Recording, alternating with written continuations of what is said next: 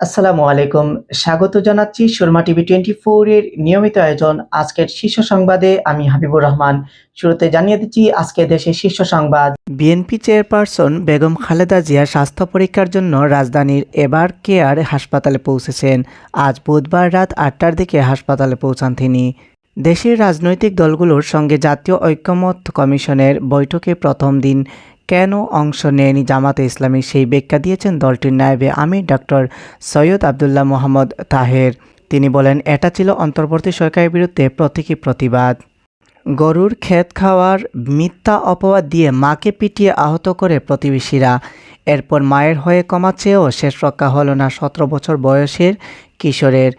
মাকে মারধরের পর ছেলেকেও পিটিয়ে হত্যা করেছেন পাষণ্ড প্রতিবেশীরা। জাতীয় সাংবিধানিক কাউন্সিল ও রাষ্ট্রপতি নির্বাচনে ইলেকট্রাল কলেজ গঠনের দাবি জানিয়েছেন আমার বাংলাদেশ পার্টি। জুলাই গণ অভ্যুত্থানে শহীদ পরিবার এবং জুলাই যোদ্ধাদের কল্যাণ ও পুনর্বাসন অধ্যাদেশ 2025 জারি করেছে সরকার। গতকাল মঙ্গলবার এ অধ্যাদেশ জারি করা হয়। ইসলামী আন্দোলন বাংলাদেশের যুগ্ম মহাসচিব ও দলের মুখপাত্র মাওলানা গাজী আতাউর রহমান বলেছেন, মৌলিক সংস্কারে রাজনৈতিক দলগুলো একমত না হলে প্রয়োজনে গণভোট যেতে হবে। জাতীয় সাংবিধানিক কাউন্সিল গঠনে বামপন্থী কিছু সংগঠনের অবস্থান আমাদের কাছে রহস্যজনক মনে হয়েছে। সিলেটে পৃথক দুর্ঘটনায় মা ছেলেসহ 3 জন নিহত হয়েছেন। বুধবার সিলেট জকিগঞ্জ সড়কের মগলবাজার থানাধীন শ্রীরামপুর ও জকিগঞ্জের ইউনিয়ন অফিস বাজারে দুর্ঘটনা দুটি ঘটে। প্রিয় দর্শক, এতক্ষণ শুনছিলেন দেশের শীর্ষ সংবাদ। এবারে থাকছে আন্তর্জাতিক শীর্ষ সংবাদগুলো। ফিলিস্তিনের গাজায় ইসরায়েলি সামরিক বাহিনীর আগ্রাসনের বিরোধিতা করেছেন অর্ধেকের বেশি ব্রিটিশ নাগরিক। দেশটিতে এ বিষয়ে জনসাধারণের মনোভাব নিয়ে পরিচালিত এক জরিপে এ তথ্য উঠে এসেছে। ইরানের সঙ্গে চলমান যুদ্ধে যুক্তরাষ্ট্রের সরাসরি সামরিক সহায়তা চায় ইসরায়েল।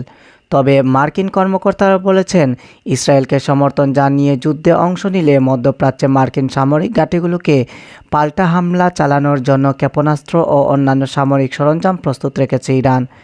জাতিসংঘের নিরাপত্তা পরিষদে একটি বিস্ফোরক চিঠি পাঠিয়ে ইসরায়েলের পররাষ্ট্রমন্ত্রী গিডিয়ন সাআর দাবি করেছেন, দেশটিকে নিশ্চিহ্ন করার জন্য একটি কৌশলগত পরিকল্পনা নিয়ে কাজ করছে ইরান। তিনি স্পষ্টভাবে বলেছেন, ইসরায়েল নিজেদের রক্ষা করতে বদ্ধপরিকর এবং ইরানের এই ধরনের হুমকি কোনোভাবেই মেনে নেবে না।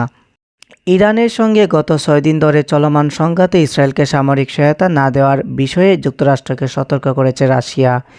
দেশটি বলছে, মধ্যপ্রাচ্যে যুক্তরাষ্ট্রের সরাসরি সামরিক সহায়তা পরিস্থিতিকে মারাত্মকভাবে অস্থিতিশীল করতে পারে।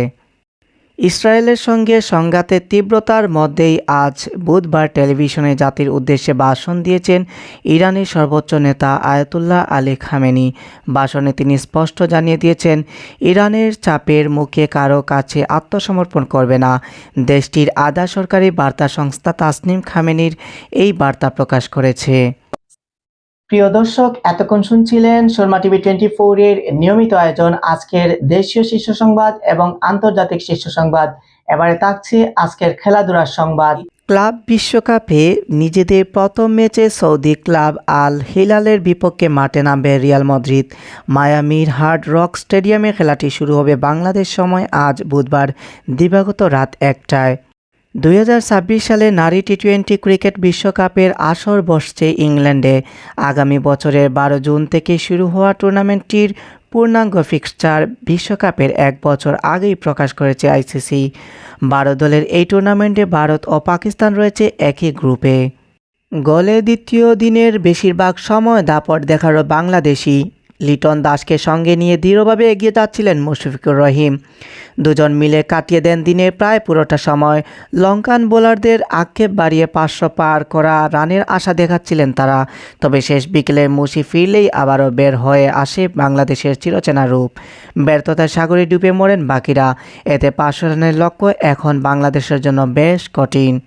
দর্শক, এতক্ষণ শুনছিলেন সুরমা টিভি 24 এর নিয়মিত আয়োজন আজকের শীর্ষ সংবাদে ছিল আজকের দেশীয় শীর্ষ সংবাদ, আন্তর্জাতিক শীর্ষ সংবাদ এবং খেলাধুলা। এতক্ষণ উপস্থাপনা ছিলাম আমি হাবিবুর রহমান। সবাইকে সুরমা টিভি 24 এর পক্ষ থেকে আবারও ধন্যবাদ জানিয়ে বিদায় নিচ্ছি। আল্লাহ হাফেজ।